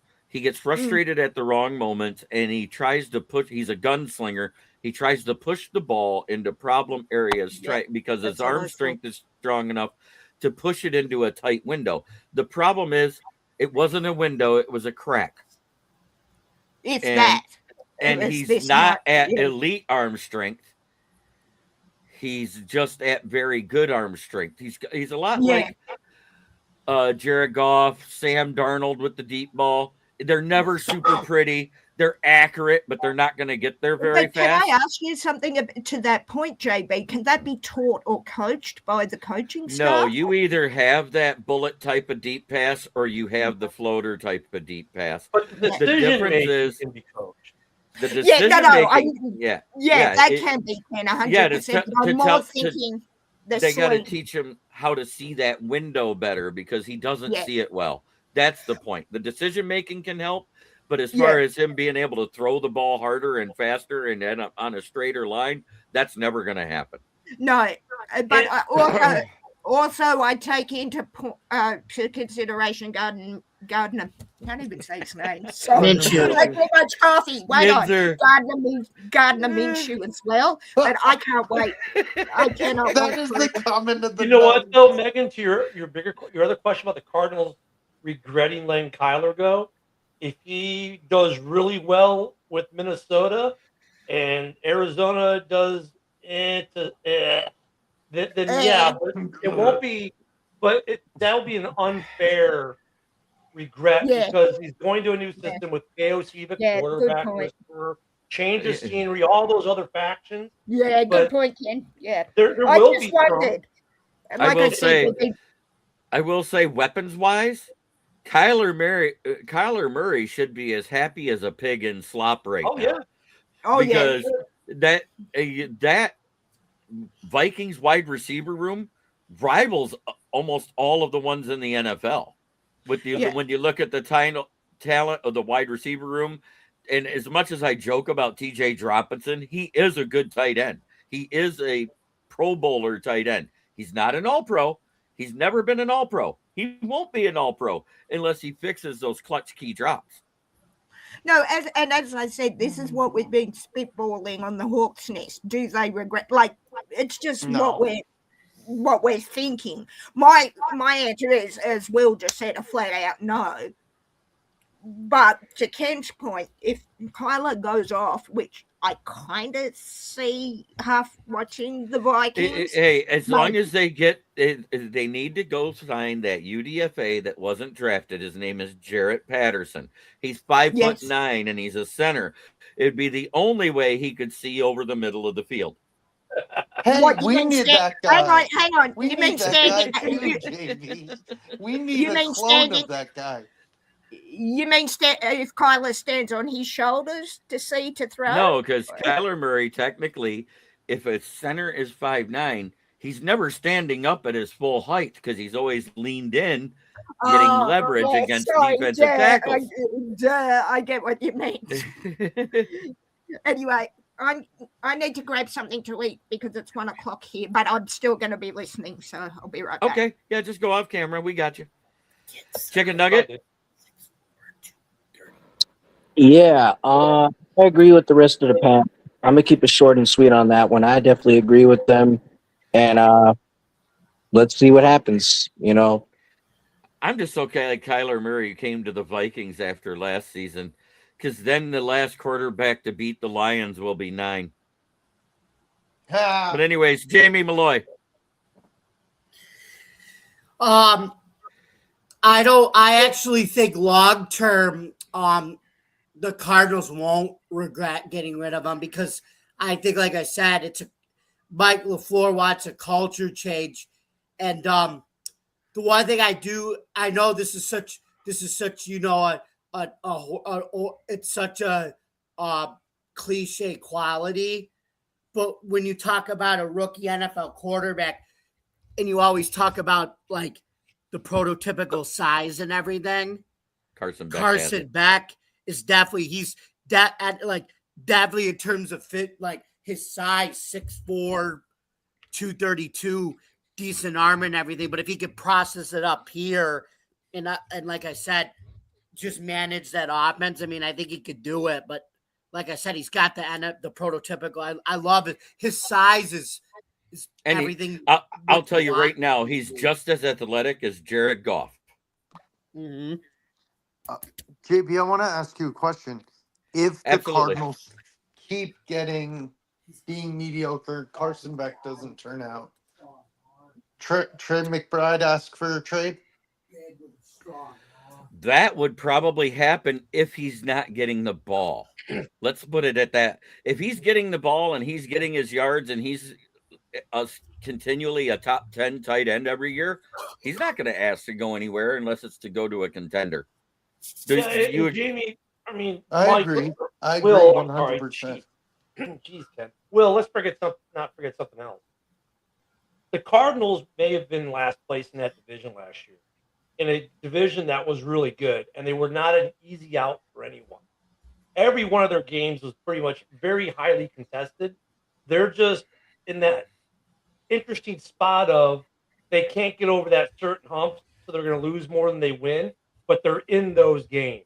It's not like they're getting blown out by everyone. I mean, they got a pretty solid team. They just got some holes that make it so they don't win games. I agree, 100%. That's where I see them at. They got a lot, where when we talk about most of the teams that are contenders, you talk about one, maybe two holes on a roster, correct? Yeah. Mm-hmm. Whether it be an O-line, whether it be secondary, whether it be a linebacker problem, whether it be a wide receiver problem. The problem is they spent a very early pick, very high on an Ohio State wide receiver that has not yet lived up to the billing. Yep. Marvin Harrison Jr., after 3 seasons, you can start to label him as a bust if he does not have a 1,000-yard season this year. I agree with that. This is a make or break year. Yeah. Oh, for sure. You notice they didn't say anything about extending him this year, and they did pick up the 5th-year option, but they hesitated to do it to the last day possible. So that just tells you this is year 3 for that. Okay. Oh, so that's next year that they do it, right? Yeah, they have to. Well, his first 2 seasons, his first year was decent, except in the touchdown category. I think he had 912 yards or 889 the first season. Yeah, something like that. And I think he only had 6 touchdowns. Now, let's put that into perspective. He did that on 90 catches. Last year, we had a 3rd-round pick only get 26 targets. He got 386 yards and 6 touchdowns. And that was with barely being used, is what I'm getting at. That guy, when he was healthy, was on the field for every damn game, and about 70% of it. To put it in perspective. What year is Trey McBride in? I'm trying to think. This will be his 3rd year, if I remember right. Okay. Wasn't he drafted after, but in the same year as Marvin Harrison Jr.? Yeah, that draft class. Yeah, that's a good draft class. And wasn't the other one their running back that was coming into form this year after Connor got hurt? No, Trey Benson. Oh, yeah. Before he got hurt. Good point. They had a good draft class. I mean, this is a make or break. That draft class, we could do a whole show on that draft class. If you look at that draft class from 3 years ago, very good overall draft class, and there's going to be a lot of big contracts in the next offseason. If I remember right, you're talking 3 years ago. That's the same one when we got Jahmyr Gibbs. Yes. No, Jahmyr Gibbs was the year before. Jahmyr Gibbs is 23. He's talking about 24. Oh, okay. Yeah, you're talking 24 draft. Okay. The guy who went in their 3rd year, that's Caleb, Jordyn, Rome, 24, Marvin Harrison, Neighbor. Okay. Yeah, that was a big draft class. Now it's to the fun part of the show that we all love to do. It's the fire or ice, where I go through the questions about these headlines. If you agree with the question, say fire. If you don't, say ice. With the 2 injuries at tackle, should the Panthers sign a veteran tackle immediately? Fire or ice? Ken? Fire. Will? Fire. Megan? Fire. Chicken nugget?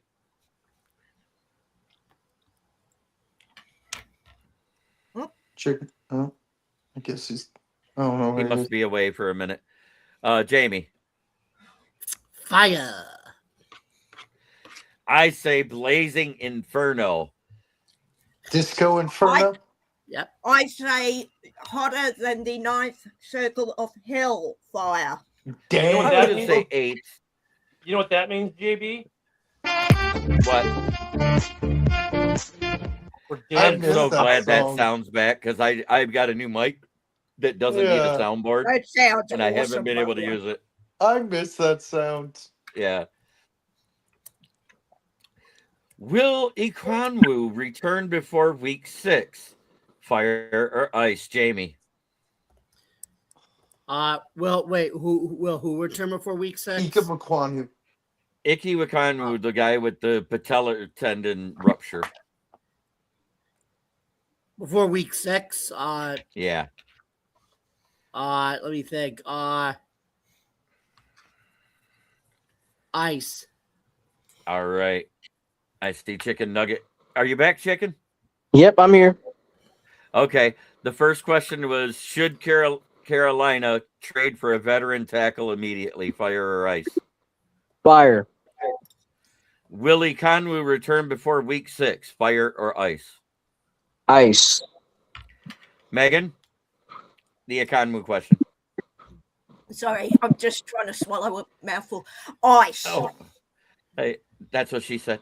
But anyway, Hey, sweetie, what I'm eating is far tastier than you. Don't ask me how I know. Just go Oh with my God. Oh my God. Oh And I'm my- eating. Go ahead. So I'll have to send you a sample and you tell me if you're right or not. Oh, But anyways, Will. I'm allergic. Leave me alone. so fire or ice, Megan. She said ice. I Oh, said ice. it's ice. That knee injury is nothing to play around with. Absolutely, Ken. Absolutely. Check out the hook while JB revolves it. Ice, ice, baby. Hey, JB is cold-blooded. Yenzer put it in the chat. yeah, he is. He's cold blooded for sure. I love it. I'm gonna say it is Arctic freezing ice because I don't think he'll be Right. back till at least week 8. I've got week 12 if he's lucky. Our Oh my Brooks and God, Trumpy- what's wrong with you? Our books I've and done a knee Trumpy. injury. Will, I've done several knee injuries. I know. That's okay. You've told me. I need to keep moving. Are Brooks Sorry. and Trumpy overdue for the induction into the Ring of Honor?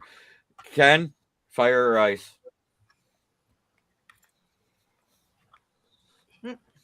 Fire. Will, Fire. Megan, Fire. Chicken Nugget, Fire. Jamie, It's unanimous. Fire. fire. Fire. All I'm right. glad I finished Uh, before karaoke. I'm glad I finished. Yes. All right. Yeah. I'm glad you were able to keep it down. Should the Bengals expand their Ring of Honor class size from 2 to more than that? Jamie, fire or ice? Should the Packers The Bengals. extend it? Bengals. The Bengals. Bengals. I'm talking Bengals? about the Bengals Ring of Honor. Yep. Fire. Chicken, Fire. Megan, Ice, because it dilutes it for those who get in if they have more than 2. it depends because like Trumpy, he played there a long time ago. So did yes, Brooks. but he got in. But I'm saying if you have one deserving, so I'm you saying have because- like these 2 deserve to get in, then you have 5 others. It takes away from those who deserve. I'm not saying the others don't deserve to get in, but the ones who've waited longer, it's diluted. So for me, ice. Okay. Well, Fire. Ken, Ice, because you don't want to do too much too fast. Exactly. Okay. Thank you, Ken. I'm lukewarm on it because I can see with their history, because they have had a long history, even though it hasn't been as great as everybody thinks. They've had some great players. They've just had bad teams and bad Ken coaches. Anderson. Yeah, Boomer true. Esiason. True. All right. Is LaPorta a top 3 tight end entering 2026 now that he's healthy? Ken. Top 3 in the NFC North, yeah. He's asking NFL. Yep. Well, that's why I'm saying NFC North is going to be the best in the NFL. So thank you, Okay, Vogel. Well, just try to help. Yeah. Well, I'm messing with you. I'm messing with you, buddy. Will, Fire. Okay. Fire. Megan, Fire. chicken nugget. Hey, you know it's only right I say it. Fired, because it's our squad. Jamie, Fire. burn, baby, burn. Disco Inferno. Oh, you know how I said I managed to keep my food down? Yeah, You just about lied. that. I lied. With the Jordyn Brooks, did Miami pay fair market value for Brooks? Jamie? Fire or ice? Fire. Okay. Chicken. Fire. Megan? As a 12, fire, burn, baby, burn, fire. All right. Will? Burning ring of fire. All We right. don't need to know your personal Ken. problems, Will. A shot will clear that right up, Will. Awesome. Fire. Ken? Fire. All right. Fire. I agree. It's fire. Should Arizona meet Brissett's contract demands or hold firm? Fire or ice? Ken? Fire to hold firm, ice to cave. Off the cuff, I'll say ice. Will? I'm gonna say fire because this guy's 33 years old. Megan? Fire, because I'm a division rival. Let the I hate love it. flow through No, you. No, Yes. and also, just one other quick thing, fellas. It's also my brother's favorite team. So, That's Fire. unfortunate. yeah, Let very. the hate flow through you, Megan. Let it burn to the ground. Yes, burn. Chicken? Ice. Ooh, you're saying they should cave. All right. Jamie? Ice.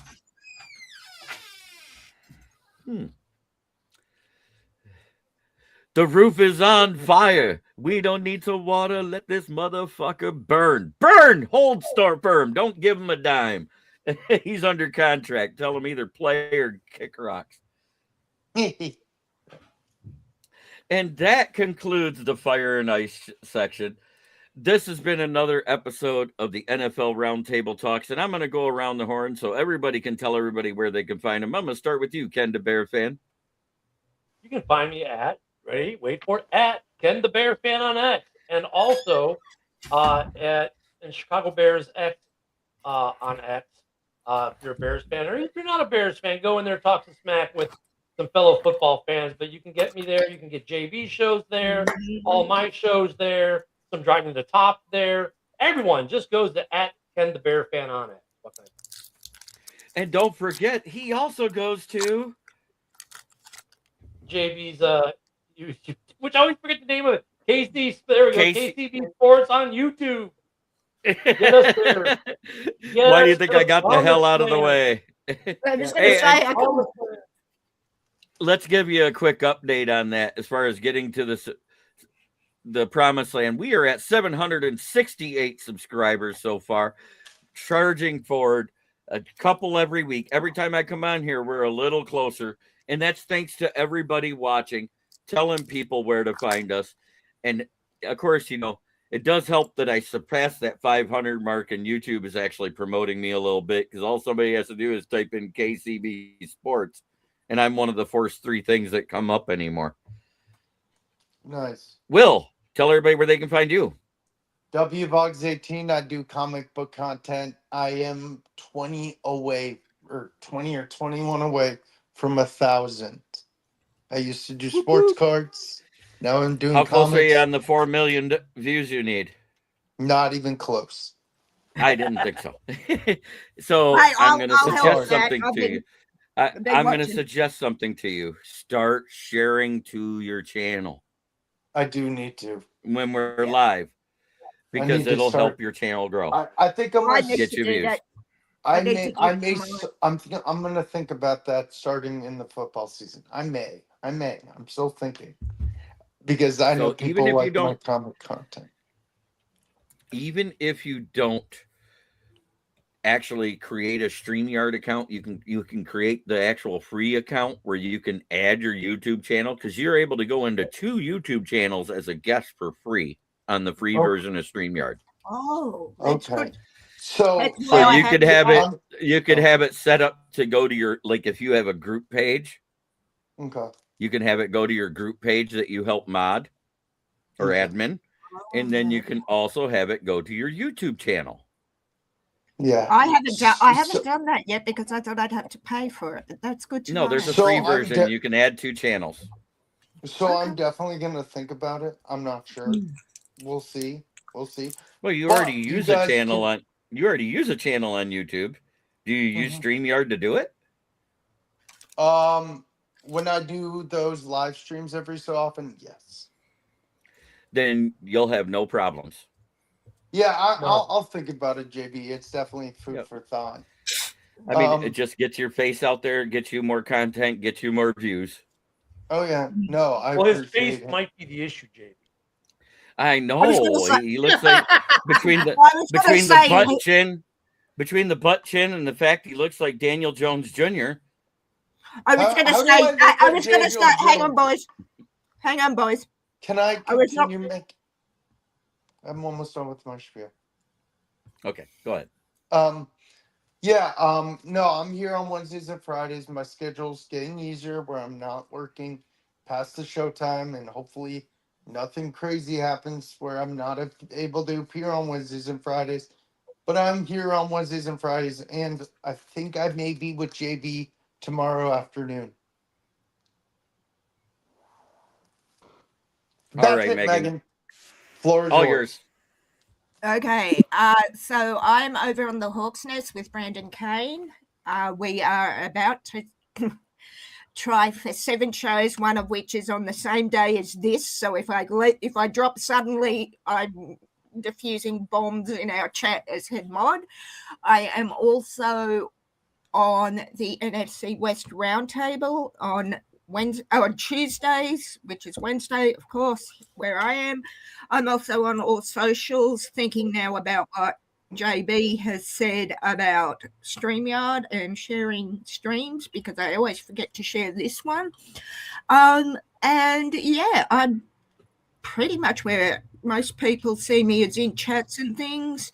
And yeah, I'm here hopefully each week, and if not, I've got a good reason. Yeah, and you can hit me up on Instagram, on Facebook. Yeah. All right, Chicken Nugget, let it rip. I gotta go, JB. Good night, everyone. Okay, Chicken All right. Nugget. Yes, you can find me on Instagram at Chicken Nugget King 313. Find me on Twitter at CNK313 Sports. You can always follow me at both of those platforms. And also, you can go ahead and subscribe to my channel right now, Chicken Nugget King 313, sitting at 393 subscribers. Just went for a 2-for-1 as well on my Lions Cook Up with Chicken Nugget King, episode 4 and 5. And you can also find me at LionsNationUnite.com, where we, got a lot of Lions gear, hats, t-shirts, sweaters, you name it. It's all Lions related. And make sure you check that out on LionsNationUnite.com, One Pride. And then tomorrow I'm going to be on Lions Talk Live at 7:30 a.m. We're going to be talking Lions football. You know what that is. You know what it do. So, Yep. Oh, and also you can find me right here on the KCB Sports Network too. So, yeah, One Pride, let's go. All right. And then on to Jamie Malloy, also known as The Forehead, who's also known as DJ Dog Tags on X. Let it rip with the longest outro in NFL Roundtable Talks history, episode 2928 today. Oh, so 29 is coming up. I love it. So you guys can follow me, yours truly, at Bill's Chat 1, at Bill's Mafia Chat, and also at Jamie Malloy, the Unbiased Journals, at DJ Dog Tags on X, theforkball.com, at buffalo.com, where I write about all sports. You could also catch up Joe Dalio and I every Tuesday night at 8 o'clock p.m. Eastern Time on Driving to the Top Sports Network, where we just did our 15th episode of Season 3 of the Subway Conversation Chat. And then you can also catch me there on that same network. Ken the Bears fan, Jerry, Adam, Marcus, all those Big guys Rich. there on Driving to the Top Productions for open mic night. And then every Wednesday night, you can catch me here on the KCB Huddle Sports Network with Jeremy B, Ken, Will, Megan, and Chicken Nugget, and whoever else is on for NFL Roundtable Talks, 9:30 p.m. Eastern Time. And then every Saturday night at 9 p.m. Eastern Time, you can catch me here again on the KCB Sports Network for MLB Roundtable Talks. So thank you guys very much for listening. Please subscribe to our YouTube channel. As Smoking Jeremy B just said, we're getting so closer to the promised land, destiny, monetization, whatever you want to call it. But anyway, subscribe. Don't forget to like, comment, subscribe, ring the bell for all notifications. And for more content on the KCB Sports Network, you can find us on Roku TV, Amazon TV, Facebook, YouTube, wherever you get your podcasts. From all of us here, I'm Jamie Malloy, and we will see you next Wednesday night at 9:30 p.m. Eastern Time for another episode of NFL Roundtable Talks, only on the KCB Huddle Sports Network. Good night, Well everybody. done, sir. And as always, try every day to be a better person than you were the day before. That's the only way to make the world a better place. It starts within us right here. Because if we don't make it better around us, we can't expect it to get better. Much love to everybody in the chat. Love every single one of you. Great evening, everybody. Great show to all my friends here. Ken, Will, Megan, Chicken, and Jamie. I want to say good evening, good night, and peace.